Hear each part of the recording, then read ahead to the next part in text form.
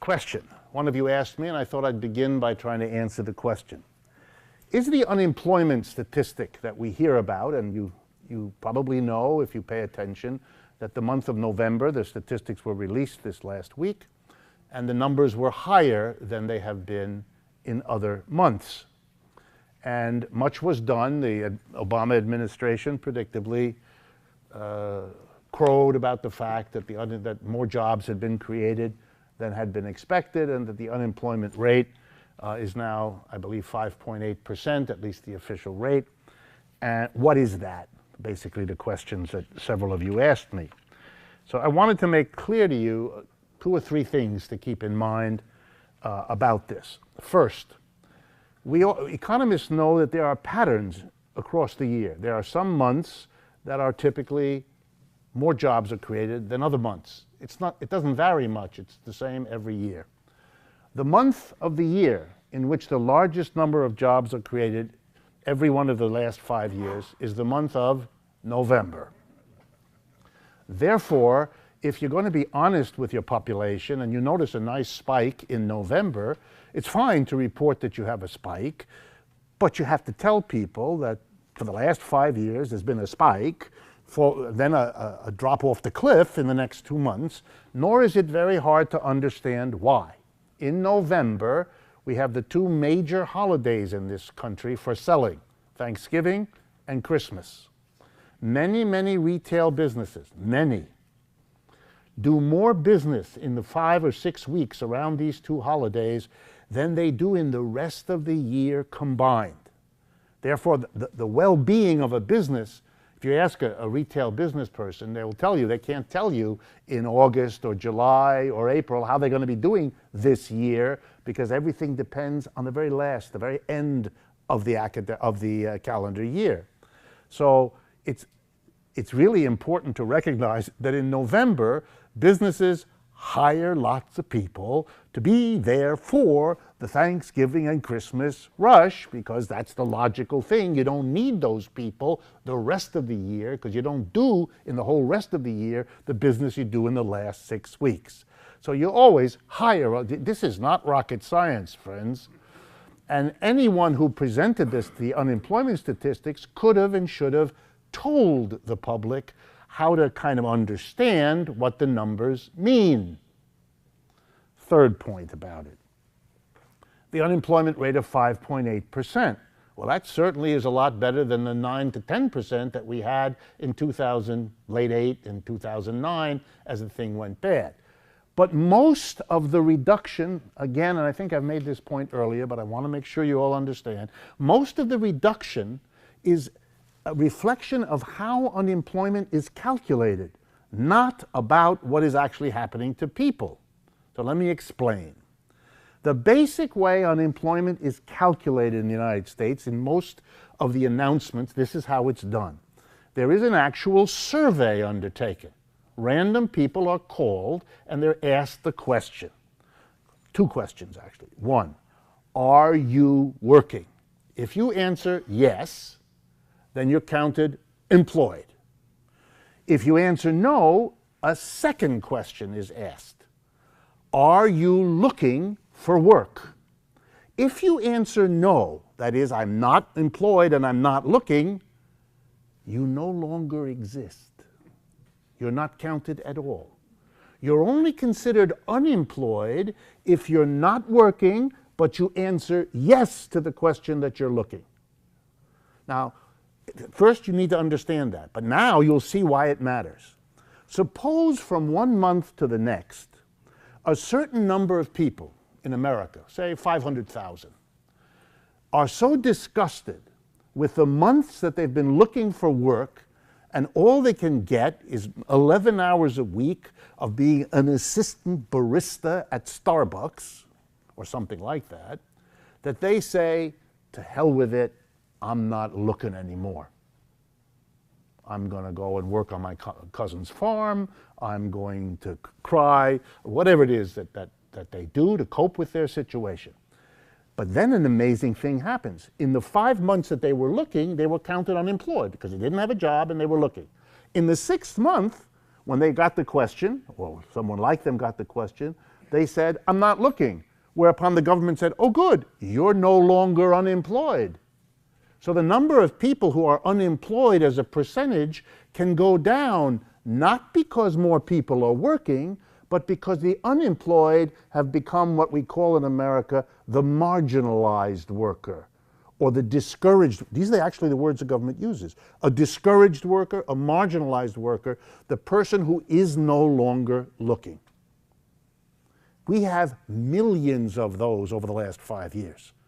A major part, not all of it, but a major part of the decline in the unemployment rate is therefore not a measure of improvement, but a measure of the opposite.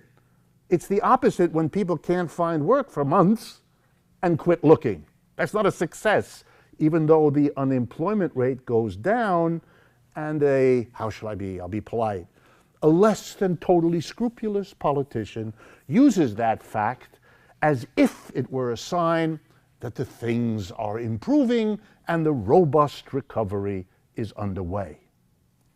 Well, this Monday, Paul Krugman in the op-ed was raving about the 300,000 new jobs that you were discussing, and so it's positive, you know, things are on the upswing. Look, whenever there's an announcement that there's hiring, it's kind of positive. It's better that there be jobs that people are getting than that they wouldn't get them.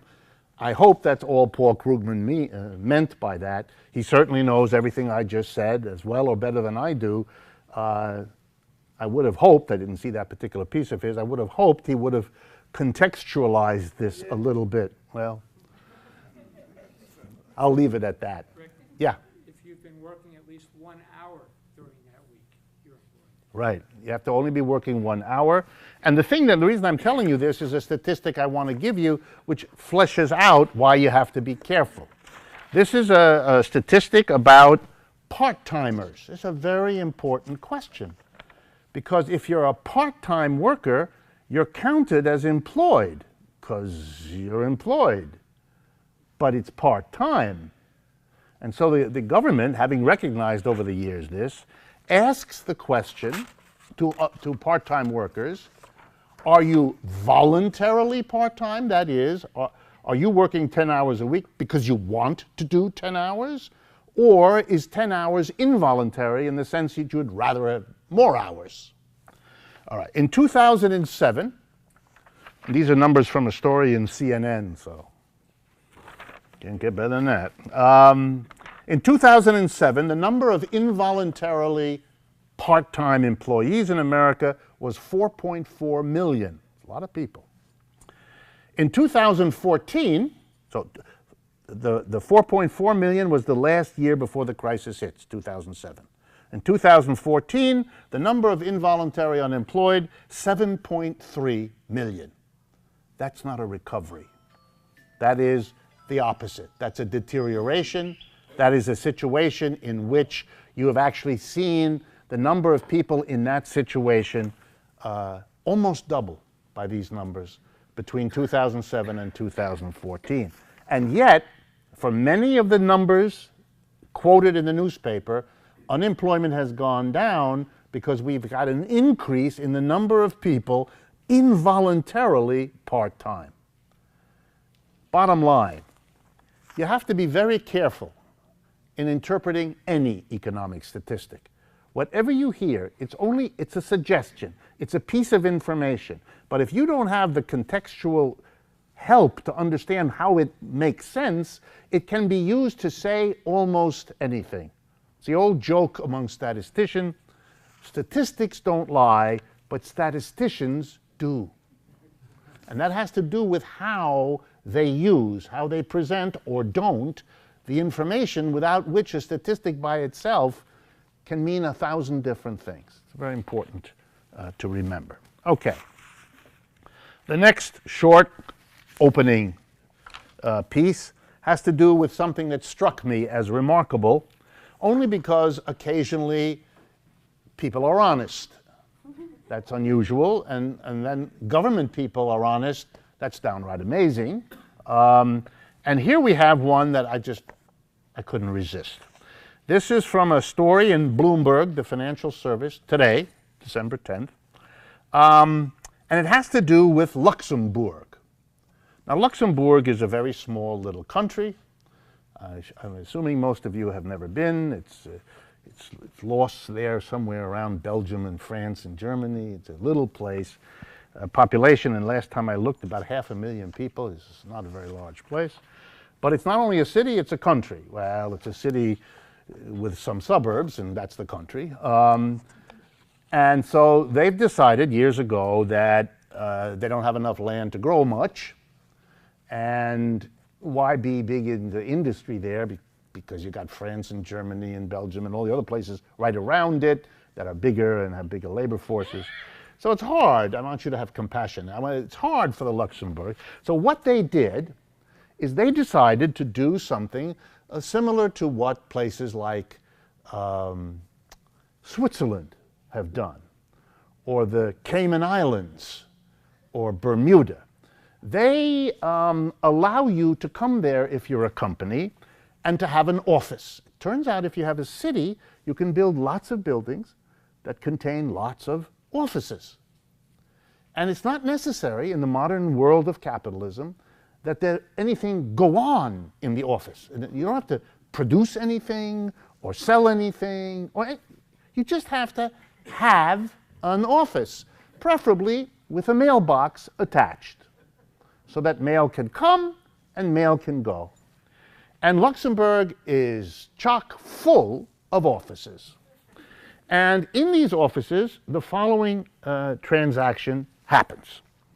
The Luxembourg government enters into arrangements. Arrangements. I have no idea what the word means, but they're comfortable with it. They speak about it all the time. These are arrangements with corporations to give them preferred tax treatment. Preferred tax treatment could be loosely translated as low or no taxes. Low or no is a more clear, simple English, but preferred treatment is better for the Wall Street Journal story. But you all understand it's for low taxes. This has been famous for years. But it's all kept secret, because they have laws, like in Switzerland and the other countries, that there's no reporting of any of this, so it's very hard to know. Thanks to modern technology, a lot of this business is done by computer and email. And as you all know, everybody and his brother can now listen and watch whatever it is you do on email or in your computer. So a group of journalists, decent men and women, and if you're not familiar with them, they've become very active. They're called the International Consortium of Investigative Journalists. I kid you not. The ICIJ. And they go around and do a great deal of snooping. They're professional journalists. And they like to snoop in those things that journalists have traditionally, of the muckraking type, have liked to do, to catch things that people don't know about. So over the last few months, they have done some more work, and I now want to give you a listing of the companies they have disclosed who have these special arrangements in Luxembourg. And before I read you the list, I want to make sure you understand the economics of it. Take a company. I'll pick one out of the hat, one you've heard of. PepsiCo. You know, the drink, PepsiCo. Now, PepsiCo makes a lot of money. This is a very big, a very successful company. All over the world, people drink whatever that is that's in that bottle or that can, and they drink a lot of it. So PepsiCo makes a lot of money. Since the drink, I don't mean to disparage anything, but the drink is, as you know, sugar and dark-colored water. It turns out that sugar and coloring and water are cheap. Cheap, it doesn't cost anything. But you pay $1 for a glass of the sweetened, colored water. Therefore, the difference between the cost of the drink and what you pay, even deducting the cost of the can, which exceeds that of the drink, is enormous. They make a lot of profits. This raises a business problem which courses at business school are designed to deal with. Okay, you got a big profit, now you got a problem, Mr. or Miss Businessman. You're going to be taxed on that profit. Profits are taxable. So here's your problem. In the United States, the flat corporate tax rate, official corporate tax rate, is 35%. So technically, most corporations do not pay that, but because there's deductions and all kinds of arrangements, you can get well below that. But you start with a calculation that you're obliged to pay 35%. If you go to Luxembourg, and if your profit shows up in Luxembourg and not in New York, your tax rate could be between 1% and 5%. Now, most of you will notice there's quite a difference between 35% and 5%. Enough difference that we're talking billions of dollars in that company alone. And I'm going to give you a lovely list of companies so you get an idea of how popular Luxembourg is. Now, what happens is the company then sets up an office in Luxembourg. I mean an office, 20 feet by 10 feet, 2 desks, 2 wastebaskets, a cat, and a mailbox. And they fill out some forms, and they have a subsidiary. PepsiCo, I'm just making this up, so it's hypothetical. PepsiCo of Luxembourg. Often this will mean not one can of this stuff is sold in Luxembourg. Doesn't matter. It's an accounting mechanism so that the profits show up at the subsidiary of PepsiCo in Luxembourg rather than showing up on the books of the parent company in New York. Therefore, the profits are taxable in the jurisdiction where they occur. So they pay a tax to Luxembourg. The reason the company does it is it drops its taxes from 35% to 5%, saving billions. The effect on the United States is that vast amounts of taxes that would have been paid by American companies to the American government, thereby funding schools, hospitals, roads, and all the other stuff that the government does, is never received in the United States. A small fraction of it is received not in a country of 325 million people, but in a country of 500,000 people. Of course they're happy with 5% or 3%. They're still ahead, percentage-wise, of what we've lost. This is a disaster, and it's not just happening to the United States. British companies do it, German companies do it, companies from many parts of the world. So I just want you to understand what a wonderful thing free enterprise can be when it has good relationships with governments in places like Luxembourg. So here we go. I'm going to read you some of the companies that are involved, and then I'm going to read you a wonderful statement by the Finance Ministry, an official statement released to Bloomberg today when Bloomberg went, the reporters, and asked about this. So first, the companies. Ready? Here we go. These are companies that are now revealed to have these relationships with Luxembourg. Walt Disney. Even Mickey has such a deal. Microsoft's Skype unit. PepsiCo.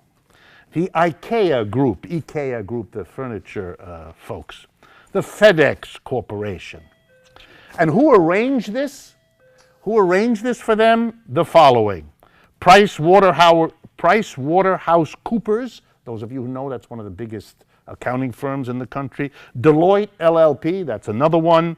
KPMG and Ernst & Young. That's it. That's the basic big shots of corporate accounting. They all have been doing this activity. Nor are they alone.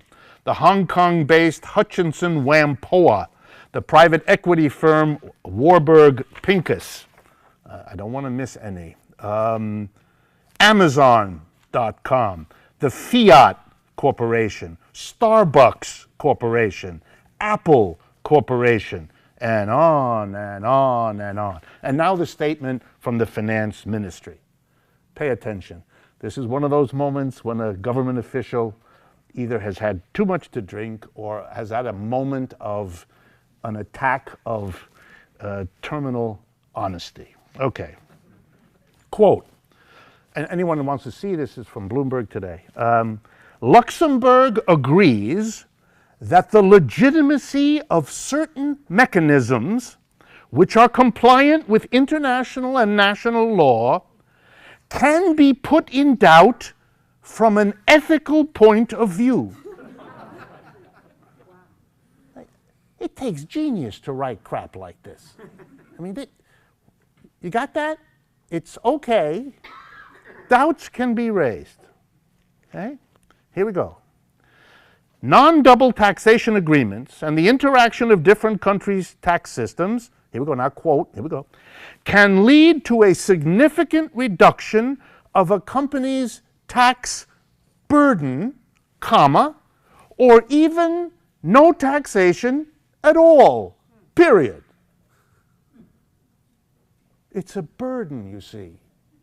They've relieved a burden. The big company came with a burden, and Luxembourg lightened the load. You have to feel a little bit here. You have to understand that, yeah, you could doubt this all if you had an ethical point of view, which clearly the people I've mentioned don't suffer from.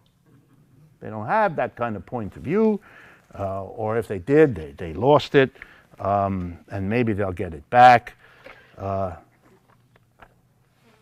Why do we have a crisis of the government's finances in the United States? Why do we have terrible deficits in the United States? Why does the government have to make up the deficits? One of the reasons is corporations, and I just gave you a list, a small sample, are avoiding to pay billions and billions and billions and billions of dollars by these mechanisms. And it's wonderful for Luxembourg. So for those of you that travel to Europe anytime soon, and if you go to Luxembourg, enjoy the parks in Luxembourg because you paid for them. Okay.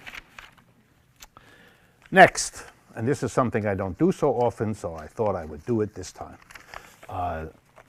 Given the way capitalism works, it's not my point of view, of course, it's the way capitalism works.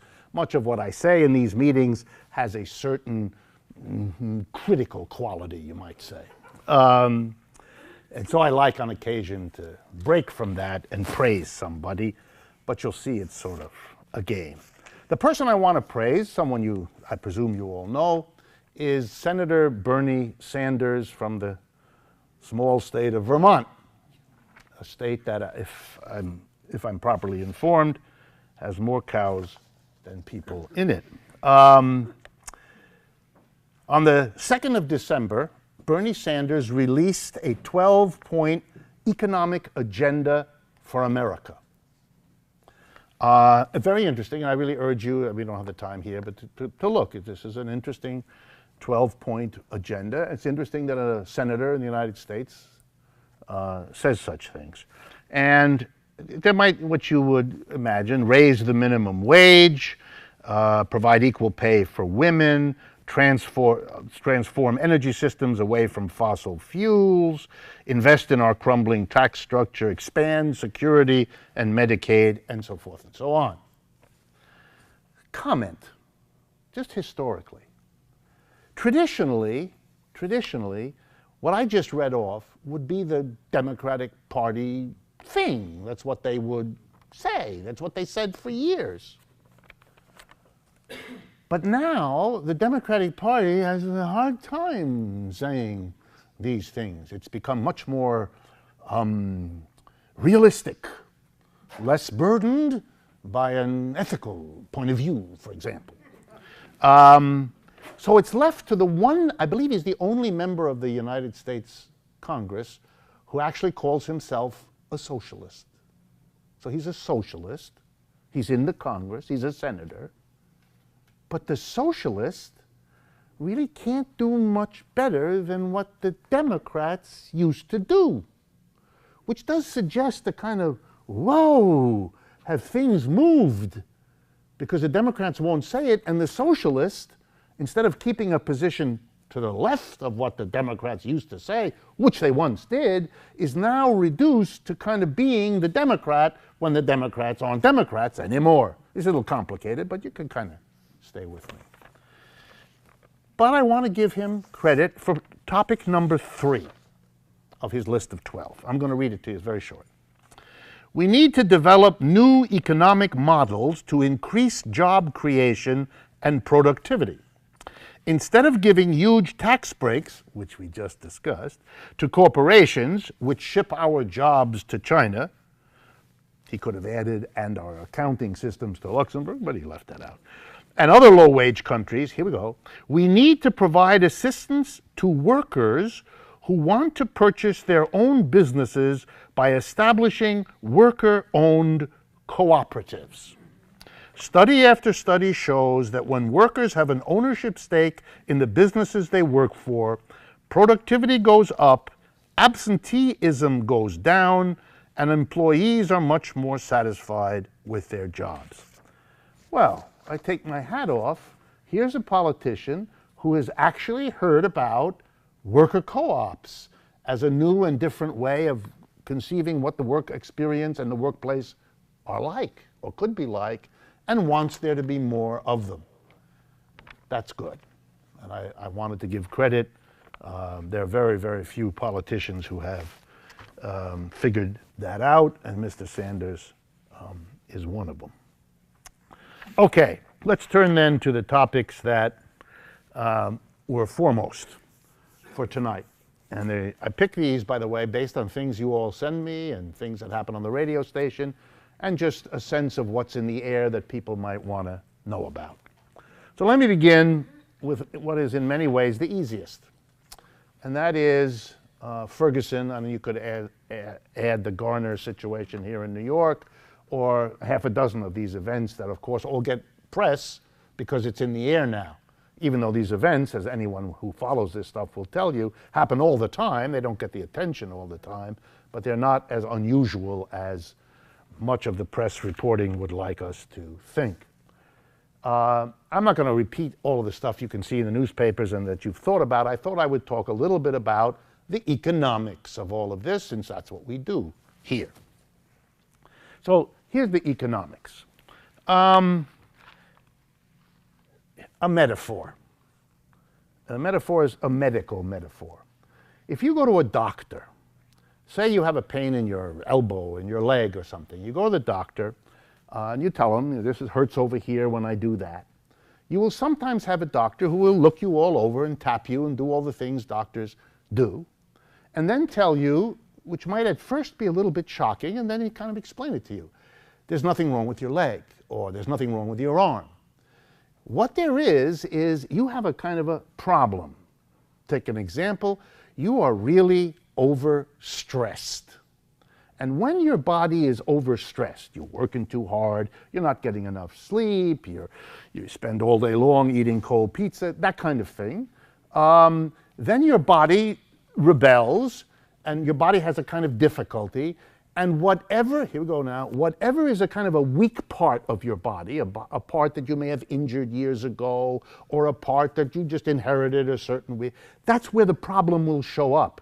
Your leg will hurt, but it's not your leg, it's this stress that is, in a sense, looking for the weak place to manifest itself, to show up.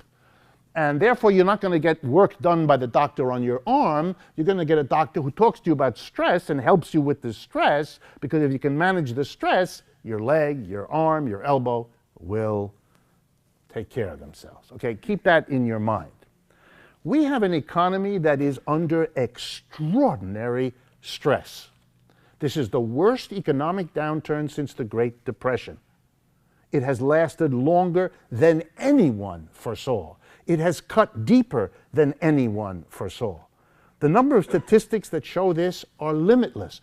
The information about involuntary part-time that I gave you 10 minutes ago is just another example. People are under enormous stress. And in a capitalist economic system, when stress affects an economy, everyone in the system uses whatever mechanisms they have to relieve the stress, which often ends up meaning moving it off of me onto somebody else. That means the stress tends to settle to the bottom. It becomes the bigger problem, the less resources you have to escape it, to moderate it, to soften it. So, end result. If you have a problem in the society that there are enormous gaps in the amount of resources people have to cope with stress, and that's what an unequal distribution of wealth and income means.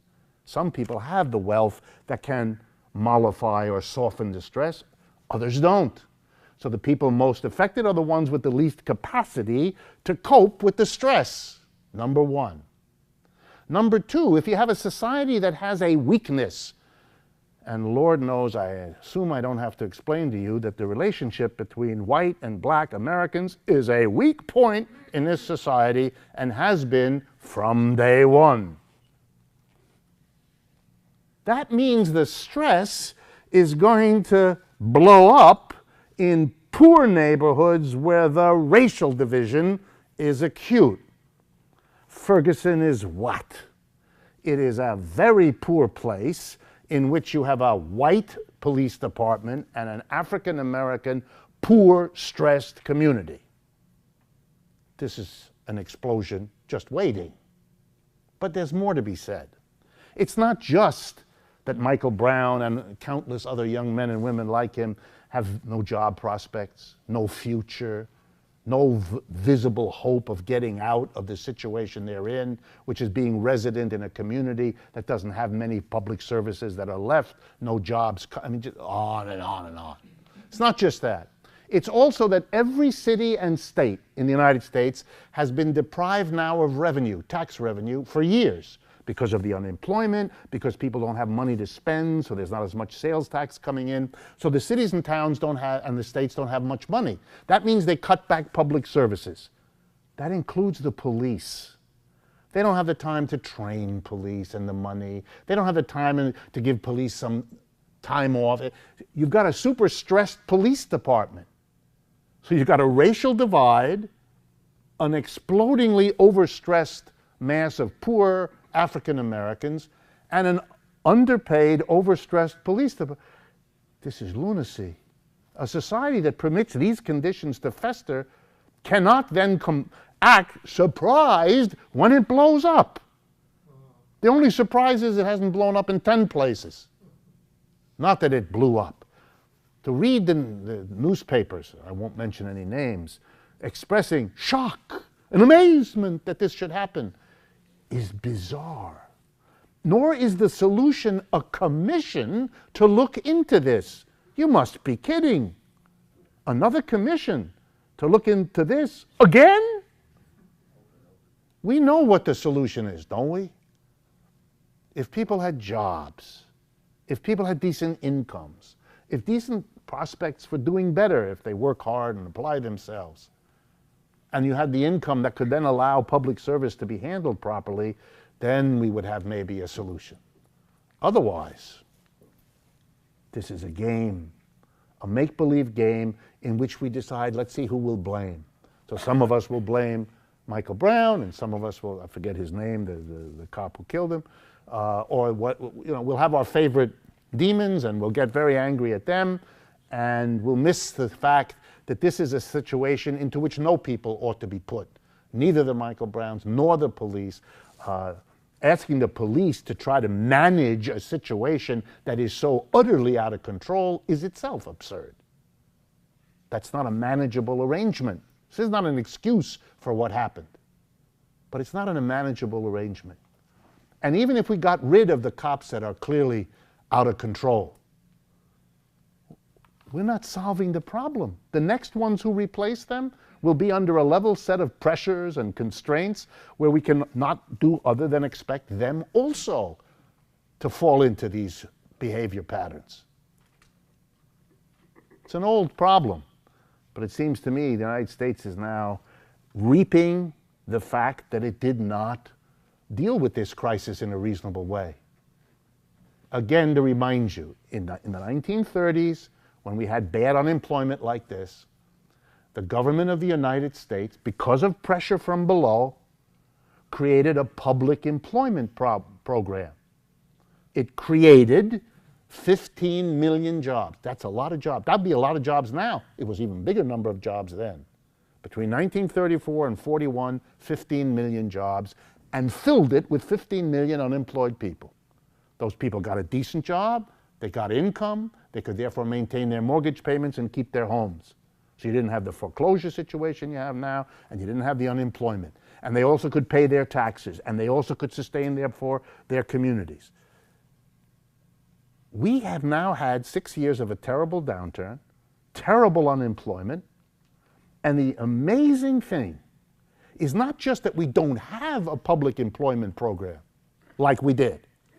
We don't have any major politician who even brings it up. It's like a wholesale American amnesia about its own history. It's not that many years ago. The history has been written 1,000 times. Take a course in the 1930s, which many colleges have. You'll read all about it. There's nothing secret about it. There's nothing.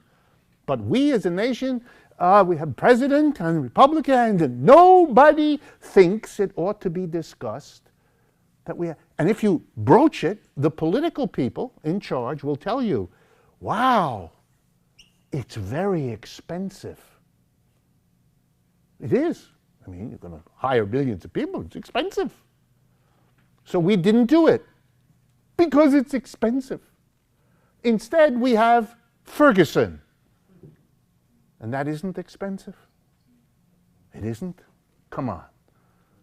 It's costing a fortune. There's a fortune in every community that's terrified that it will have a Ferguson this week, next month. The calculus of what's expensive and what isn't is never innocent. It's always a question of what you're thinking of and what you're counting and what you're not. This country is paying a spectacular price, reopening the intensity of racial animosity across the young people are going into the streets. I walked out of my apartment. I don't live very far from here. I think it was last Monday or the Monday before, and there were thousands of people walking down the streets about Ferguson. So, you know, I'm so excited when I see a protest march, I join it, and then I figure out what it's about. So I joined this one, and then the young people, they were overwhelmingly young people, explained to me that they were just upset about all of this. Well, that's a good sign, but it's a very strange society that can look at this situation and come up with almost any kind of explanation other than the economics of it, which seemed to me to be screaming at us for recognition.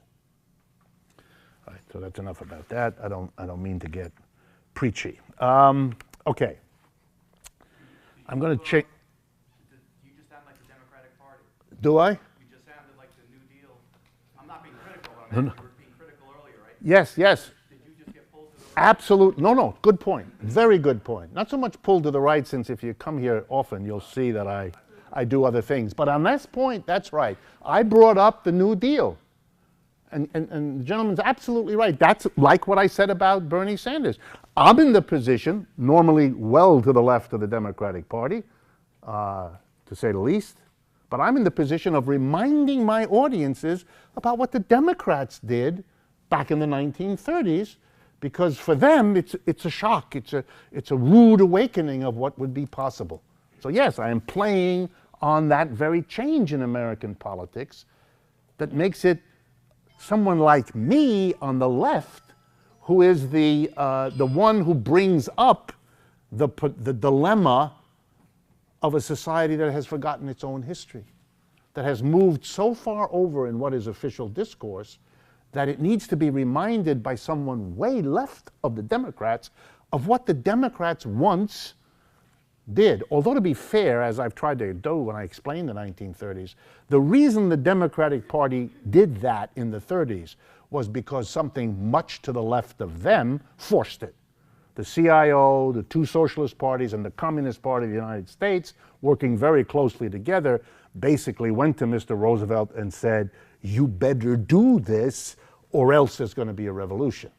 And Mr. Roosevelt sat there, listened to them, and was a smart politician and realized they meant what they said, and he wasn't going to call their bluff because it was too dangerous. So he cut a deal. The wealthy would pay the extra taxes to allow him to do the New Deal. The CIO, the socialists, and the communists, for those of you not familiar with the history, they accepted that deal. Not everyone, but most of them. They were so excited, they were so surprised that they were going to get what they demanded, that the notion of a revolution was put back a little bit, was downplayed. That was the deal. That was what Roosevelt demanded. He said, if you keep talking about revolution, I can't get the money for Social Security, unemployment compensation, minimum wage, and a public employment program. But if you shut up about the revolutionary crap, I can get you all of those other things, and the deal was done. And I like to remind everybody that this deal, which now Democrats would think is an unmanageable, impossible idea, made Mr. Roosevelt, I love to remind Americans, made the man who did it, the politician who took the chance, he taxed the rich to provide lots of services to middle and low income people. He was reelected president 4 times, something no other president had ever achieved. The man who taxed the rich to help Americans was the most popular president the country ever had. You might wonder, especially now when the exit from power of Mr. Obama is soon upon us, that he might be wondering what kind of, if it's true that he worries about his legacy, he might be wondering whether the choices he made of what to do and what not to do in terms of what people remember of him were perhaps not the best ones he could have made. Anyway, let me move on. But it was a good point you made about exactly what I'm doing. Oil. A whole number of you have asked me to talk a little bit about the oil, and I'm going to combine that with Thanksgiving, because the Thanksgiving economics is also important. But first, oil.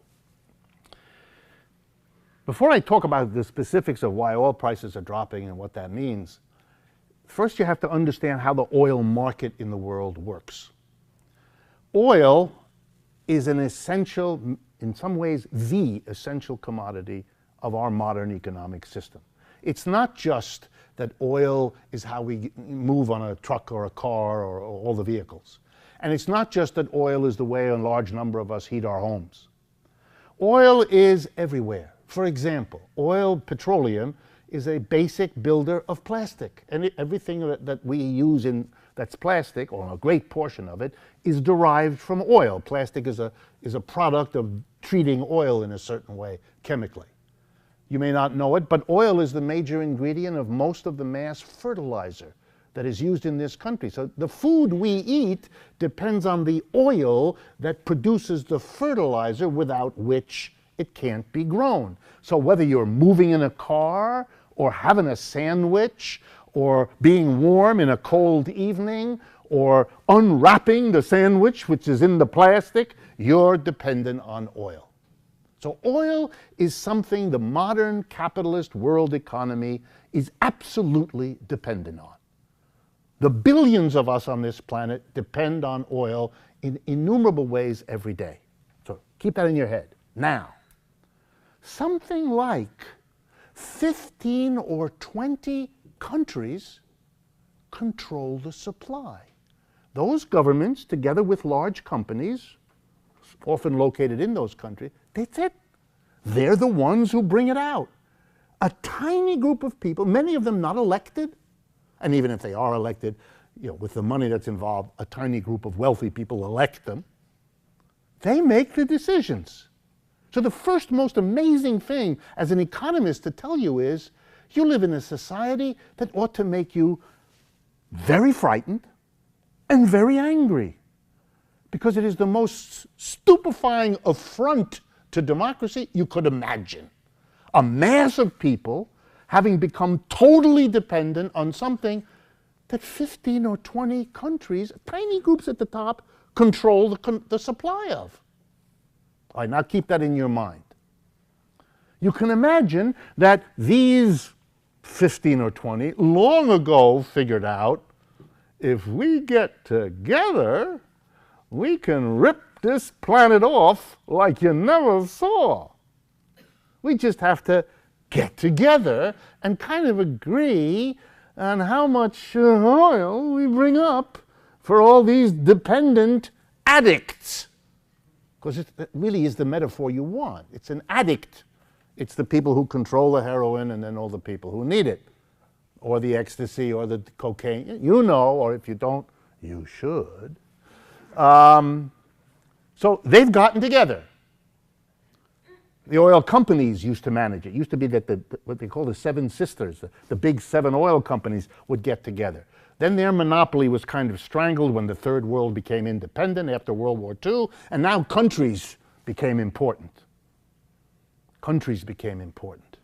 Places like Saudi Arabia or Iraq or Iran or Venezuela or Nigeria, the places that are big ones in this game. And so deals had to be reworked. The third world countries, in order to push against these big companies, developed OPEC, a way for them to get together and change the rules of the game.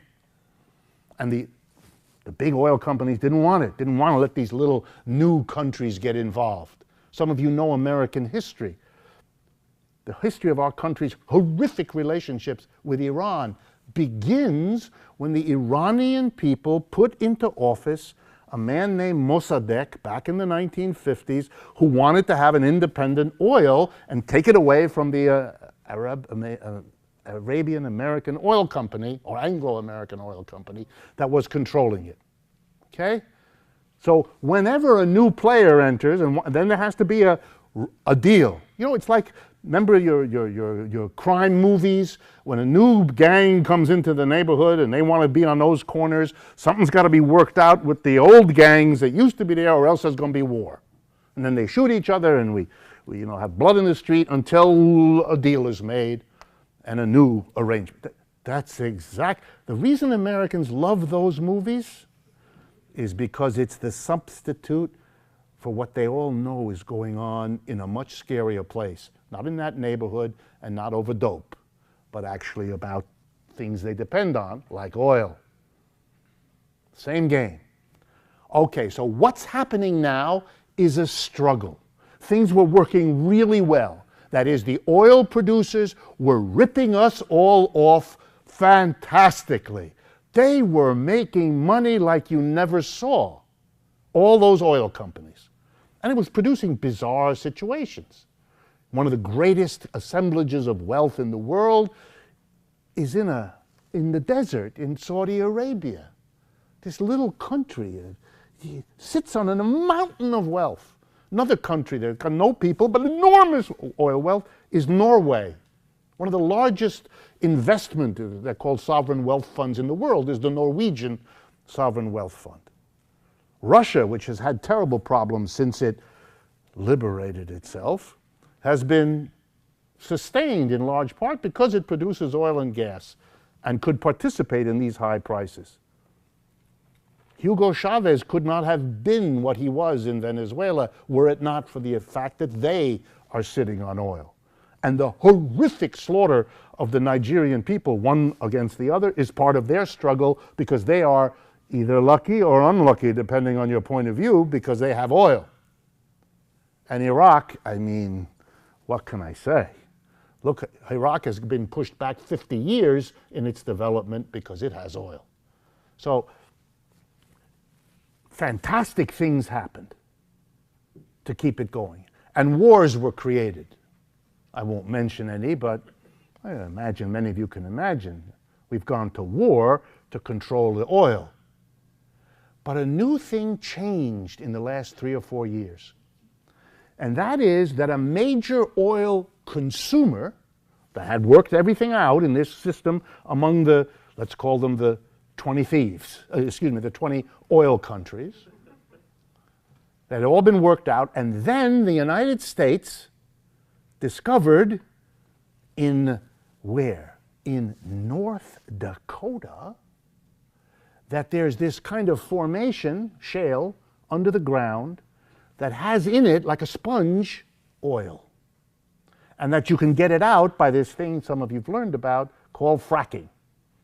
Pumping chemicals at high pressure down and bringing that stuff up. And suddenly, the United States, from being a massive importer of oil, is producing more oil than it itself needs, is becoming an exporter. And now the question is, it's like a new gang in the neighborhood. How's this going to get worked out? Who's going to suffer?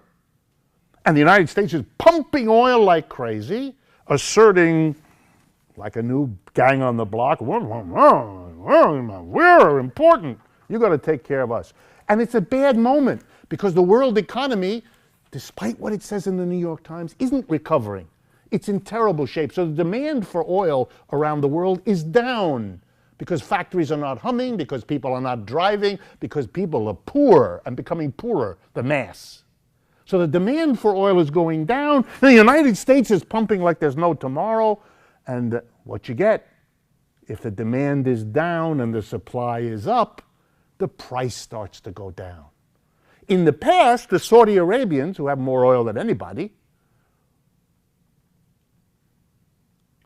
I always have to stop at this point and ask those of you of a religious bent of mind to think about the fact that the greatest supply of oil in the world, put there by who, should be in Saudi Arabia. But anyway, I'll put it aside. Just something for you to think about. In any case, Saudi Arabia typically in these situations does what we call make the market. If the supply is too much and the demand is not there, the Saudis stop pumping. Down goes the supply, whoop, that goes up the price because it becomes scarce because the Saudis aren't pumping. All that has happened now is the Saudis have said, yeah, the price is going down. Yep, it's the Americans making it happen.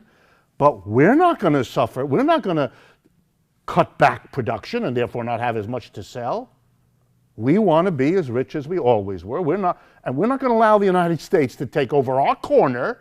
We sell coke here, not them. And that has to be fought out. And that's why the oil prices are going down. No mystery at all. This is a fight among the 12 or 15 who now have to cut a new deal to figure out where the United States' fracking explosion, how that's going to be handled, what will the price end up being, and who will be hurt. And when this happens, it's like a war among the gangs. The best thing is don't go out at night because the shooting will happen, and if you're in the wrong place at the wrong time, you lose your left ear. Right? So don't do it. And so now the chips are falling, and let's quickly go through what the chips are. First, the attempt to survive as a Hugo Chavez socialism is going to be very, very hard in Venezuela. I wouldn't bet on it because they need that oil. And as the price of that oil goes down, what can sustain that socialist effort may disappear. Mr. Putin is sitting on a Russia that once was the Soviet Union, but a Russia that depends extraordinarily on oil and gas revenue. And that is cutting back, and that's hurting him. That's hurting him big time. And no one knows quite how that's going to work. Then there are other countries, including here in the United States, where things are a little bit different. On the one hand, here in the United States, it's kind of good for the average consumer because the cost of filling the tank in your car is going down. And the cost of heating, if your home is heated with oil, it's going down. And the cost of other things are going down. The cost of fertilizer was going down. That doesn't, by the way, mean that the price of food will go down because the farmers, if they're concentrated, they will be very happy to pay less for the fertilizer and charge us the same for the food and pick up the difference for themselves. Can they do that? Yes. Will they do that? Probably. So no one knows exactly how this is all going to play out. It was supposed to build us a boom here in America because we were supposed to believe that with people saving on filling up their tank of gas in their car and saving on home heating fuel now that it's getting cold, et cetera, and we would have a lot more money to spend, and that would show up on Black Friday, the day after Thanksgiving, and Americans would go and spend a ton of money, which they did not do. Spending this year is 10% below what it was last year, and that's a lot. So the expected explosion of consumption didn't materialize. Meaning what? Either people don't have the money or they don't feel good about spending it. But either way, recovery is not what this signals. No recovery is what it signals, and no recovery is what it produces. Because with a lot less stuff sold, a lot less orders to the companies to produce anything because they can't sell it. But back to the oil. What are some of the other consequences? Well, here's a couple you may not have thought about, but are very important. What do these 12 to 15 countries do with the enormous oil revenues they were getting until now? You might have thought they would develop their countries. Most of the money was not used for that, partly because most of the money is caught into the hands of very, very rich people and families and groups, and that's not what they're into. So what many of these countries did, Norway, Saudi Arabia, Iraq, and so on, is they take the money and they invest it. They deposit it in banks. And you know where? Banks in New York, banks in London, banks in Paris. Or they buy shares of stock in companies around the world, but particularly the biggest ones. So in fact, it turns out that having high oil prices, this is very important if you get this, is a way of taking a lot of money out of each person's pocket. High oil prices takes a little out of your pocket for your gas in your car, a little more out of your pocket to heat your home, a little more out of your pocket to pay the high prices for the milk and the corn and the vegetables you buy, and a little more money, you get the picture?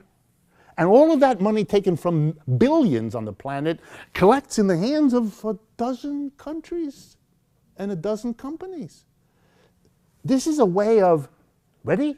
Taking from the mass of people and concentrating in a very few hands. Concentrating in a few hands so much money they couldn't possibly spend it.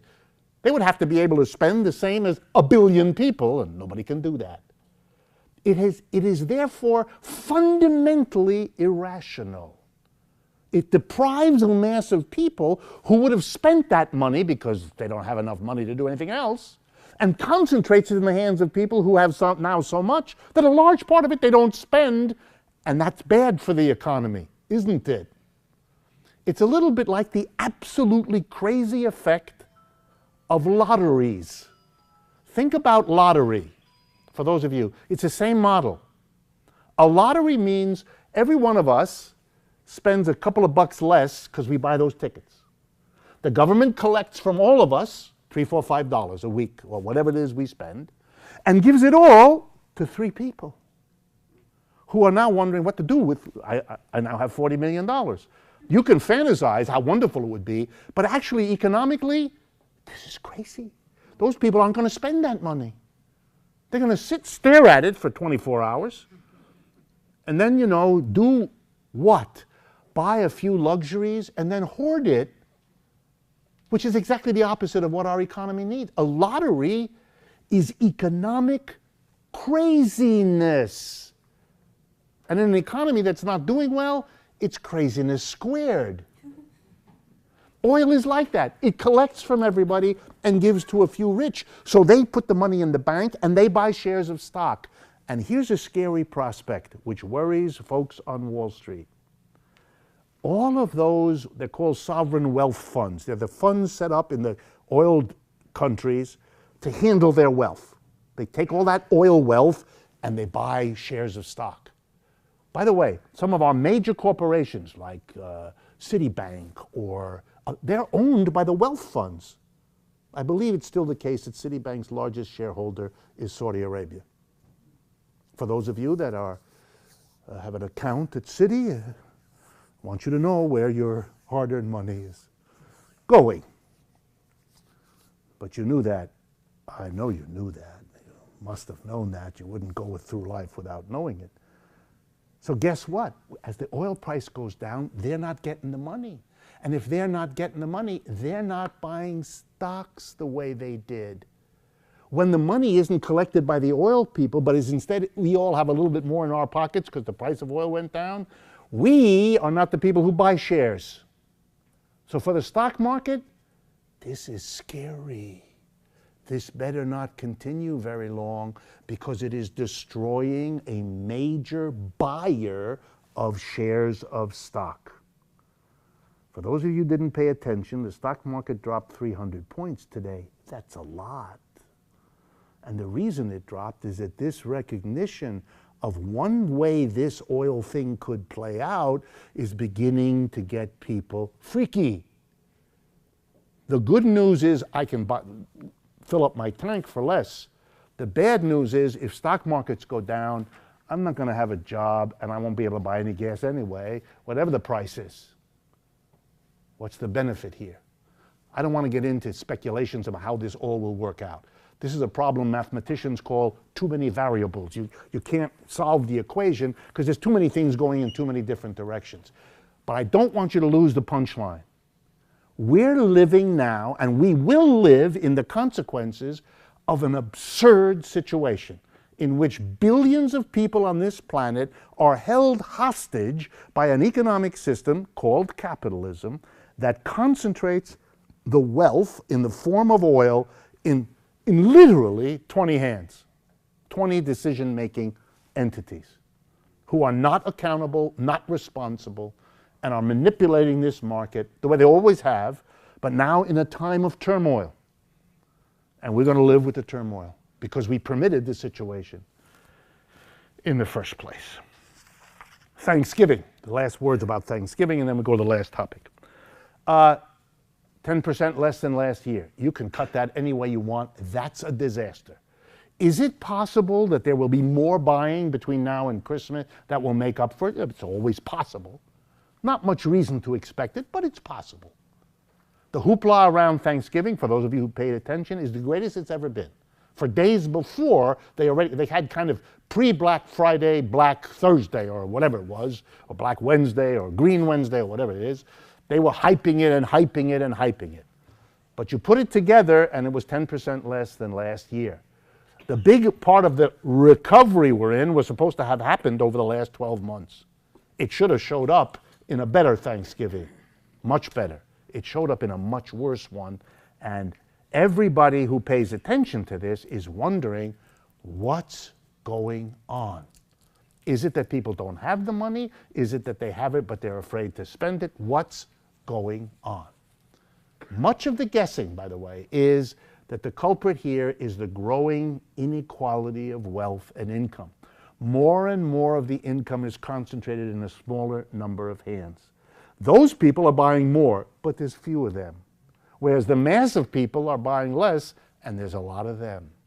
And then we have the result that we have. It's also suggested by the fact that generally, if you look at it, the higher the price of the item over Thanksgiving, the better that the company was doing. If you were buying your gifts, which I know many of you were, at, say, Tiffany's, then it was crowded. But if you found your way into the Walmart basement, you were all alone. I'm exaggerating, but you get the idea. The people at the top are doing very, very well. On my radio show, I found a wonderful statistic. In the business of private airplanes, which you may not know about, a lot of you, but there are people who, when they fly, don't stand in a line and don't have to take their shoes off or put things in a plastic tray. They don't have to do any of those things because they have their own airplane. Well, it turns out if you want to buy an airplane in the $1 to $5 million range, there's a lot of airplanes for sale and the business isn't good. But if you want to buy a $25 million airplane, you have to wait 6 months. The market for the big, expensive is crowded. There are a lot of people in that market. But those who just want to buy a $1 million airplane, there are not very many of those. In other words, the concentration of wealth is not just that you all don't have it, but unless you're in the top 1/10 of 1%, you don't have it either. The concentration is extraordinary. That's why you get that crazy number, which I misquoted last month, I'll try it again, that, what is it, the richest 400, help me. 85 and now it's 70. The richest 85 people have as much wealth as the bottom half of the globe's population. Okay. Okay, and it dropped to 70. So the 70 richest, you know, Mr. Warren Buffett and Bill Gates and Carlos Slim from Mexico and those folks. The top 70 have as much wealth as 3.5 billion people. I mean, you know, the only way to understand this is to think in terms of what you may remember when you were younger, when you read about the pharaohs in Egypt. You know, 8 million people who didn't have enough to eat, and then one guy who could build a pyramid so that he had a place to sit when he needed shade or something. Okay. Last item. And I leave this for the end because it has a certain good news quality, and I don't want to leave you depressed or anything. Remember, there's a pleasure and an enjoyment to understand what's going on. That's what motivates me to do this. So I'm hoping it conveys to you that there's a certain understanding is its own pleasure, its own satisfaction.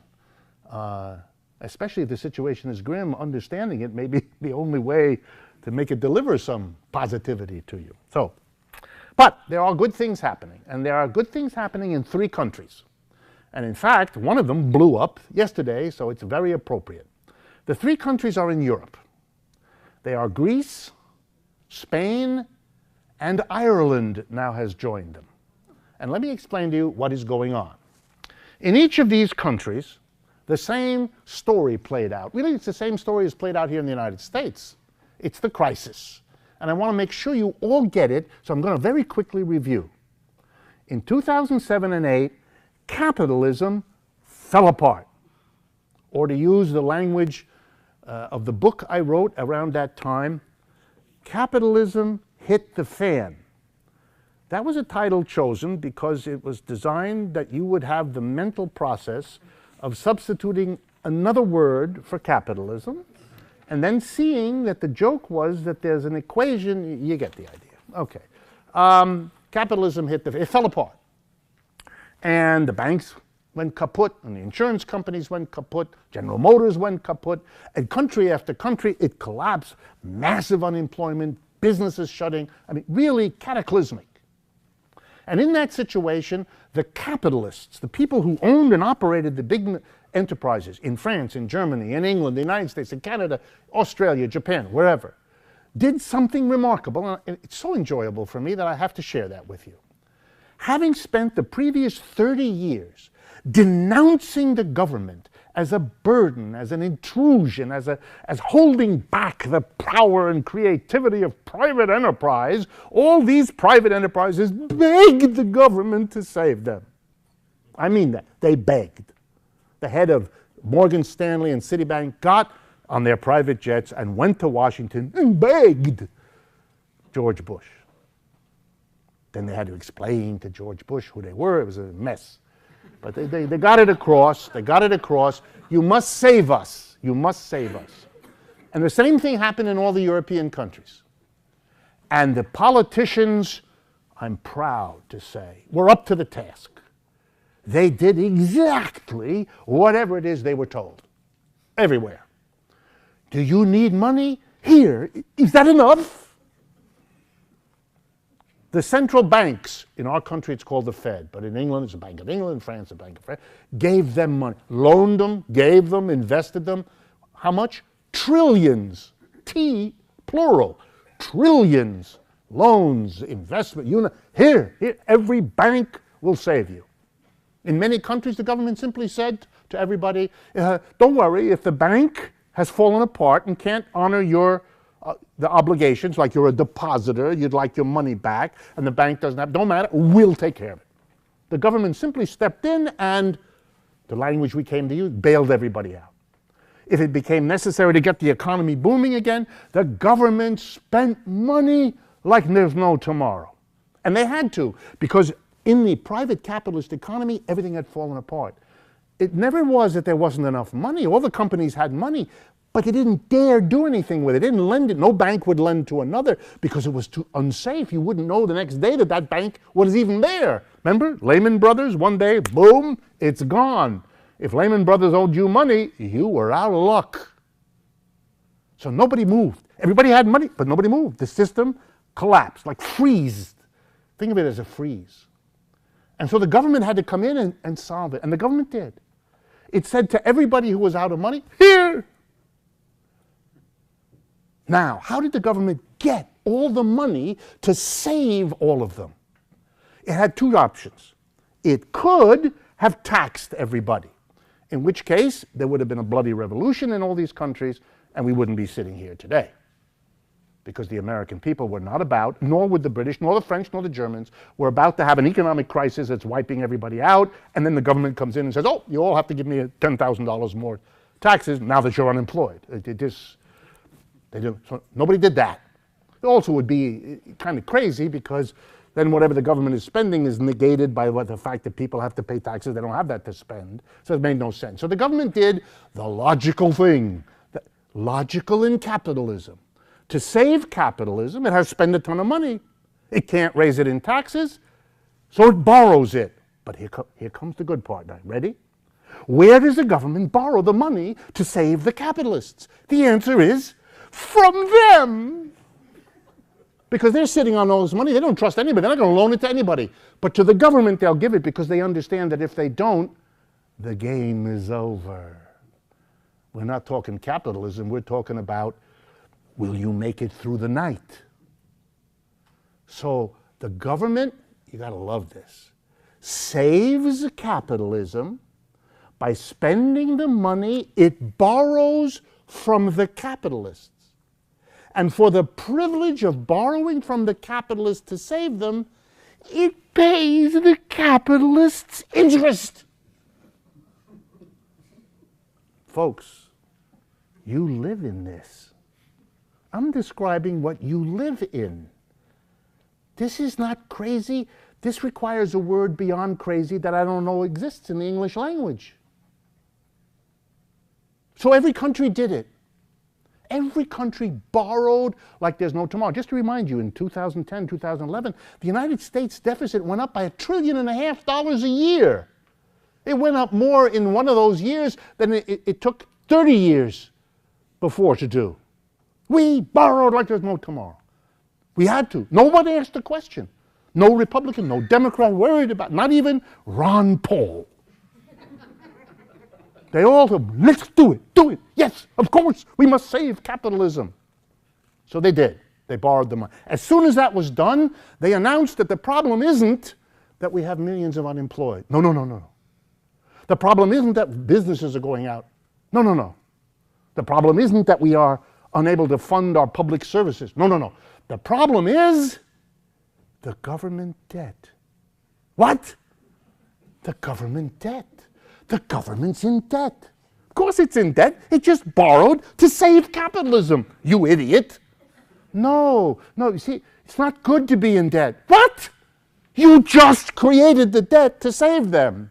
Now you're worried about the debt. Yes, and because we're worried about the debt, you see, we've got to do something because the government's borrowing. So here's what we got to do. We either got to raise taxes so the government has more money so it doesn't have to borrow and can reduce the debt, or we'll stop spending money on schools and hospitals, and we'll use that money to pay down the debt. We won't have to, you see? So the solution is now to understand we've gotten out of the crisis. It's 2010. Unemployment in the United States is 10%. We're out of the crisis, really. So we got to focus on the problem now, which is the debt. And we're going to solve the debt by raising taxes and cutting government spending on social programs, which is called, not in this country, but in other countries, austerity. Here it's called prudent fiscal management. But it is whacking the mass of people, isn't it? Because by taxing them and cutting spending, which is what we had here, the payroll tax in the United States went up 50% in January of 2013 in this country, and we've been cutting government spending on everything. We've been bringing the deficit down, haven't we? Barack Obama and the Republicans struggle with each other over who's going to take credit for this great achievement. This achievement means that the crisis of capitalism, which the government bailed out, is going to be paid for by the average citizen who pays higher taxes and gets fewer government services. This is a society that has an economic system that collapses and makes you, who had nothing to do with it, pay for it. Now, if I had more time, and I don't, I would stop, as I often want to do, and play the national anthem. I'd ask each of you to put your hand over your heart thanking whoever it is you believe in, that you're lucky to be in this lunatic asylum that I have just described to you. Well, you can imagine that there are people, I'm not the only one, who don't like this, who think that what's going on is in fact what's going on, that the mass of people is being asked to pay the freight, to pay the cost of a crisis they did not bring, from which they did not benefit, and from which nobody bailed them out. They don't want to pay. Strange idea. And they would like to change everything, the government, so that they stop being made to pay for this crisis. Okay?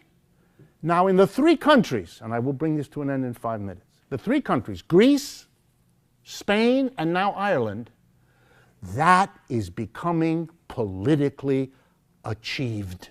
That is, new movements are developing that are dead set against what's going on and taking powerful positions. It's gone the furthest, and you must pay attention, in Greece. Now, here's the form it takes in Greece. Greece, like the United States, had two major parties, the New Democracy Party and the Greek Socialist Party. They changed, one was the president, and then the next one was, or the prime minister, and the next one was, the way we do with Republicans and Democrats, one, then the other, you pretend it matters, and all that. Okay, you get excited about it. They did that.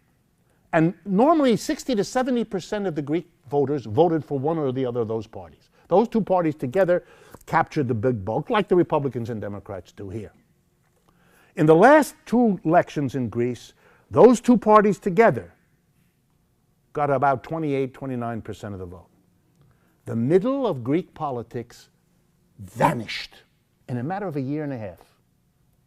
And what emerged was a small left-wing party that had been getting about 3 to 3.5% of the vote, called Syriza, S-Y-R-I-Z-A, Syriza, led by a young man named Alex Tsipras. You're going to hear his name a lot. T-S-I-P-R-A-S, Tsipras. In the public opinion polls in Greece today, that party comes in number one. They are no austerity. We will not pay back the loans. They were not done in a democratic way. The people cannot be saddled with these loans. We will not have austerity. We will not raise the taxes. We will not cut the government. We aren't playing. And, hint, he doesn't say it, but hint, if we're forced to, we will leave the European Union. And we will all be able to once again look at something called a drachma, which was their currency before the euro. It's so tight. The unemployment in Greece is 26% right now. That's greater than it was at its worst moment in the American Depression. Greece is losing large numbers of young people who are leaving because there's no work there. I mean, you're destroying that society, and you've been doing it for 6 years. And this is the reaction. And this is the number one political party. A left-wing, socialist, Marxist, anti-capitalist political party. Yesterday, the president of Greece, in a desperate effort not to succumb to this party, called for a snap election later this month. As a result, the stock market in Greece lost 13% of its value yesterday, the largest drop in the history of the stock market in Greece ever. Today it lost another 1 or 2%. Greece is at a point, if this maneuver of the president doesn't work, then there will have to be an election, either February or January, and at this point, Syriza will win. Every government of the West, Britain, France, Germany, and the United States, will be pouring money legally and illegally, we don't do illegal things, legally into that society to try to shape this election and prevent this from happening, because this is a real domino problem. Because if Greece goes, who's going to go next? Well, let me tell you. In Spain, which Greece is a little country, very small part of Europe. Spain is a big country. Spain, I believe, is the 4th largest country in Europe after France, Germany, and Italy. So Spain is big. Spain, the middle, has also fallen apart, and the new big party is called Podemos. You heard about the Indignados. They were sort of like the Occupy Wall Street, but in that country. Well, they have now developed a political arm called Podemos. And if my Spanish is correct, you'll enjoy this. It means, yes, we can. You can guess where they got it. But they're not Obama politics. They are way to the left. And they are emerging as an anti-austerity party with massive political support. And the third example is really remarkable, is Ireland. Ireland had 2 political parties, and now suddenly an old party that's been in Ireland a long time, a party that used to be the political wing of the IRA, a party that comes out of the whole struggle of Ireland against England, called Sinn Féin, are now suddenly picking up 25 to 30% of the vote. They may become the #1 party because they've decided to become the party against austerity, led by Gerry Adams. Some of you know, has been the leader of that party for a long time, a very famous politician in Ireland.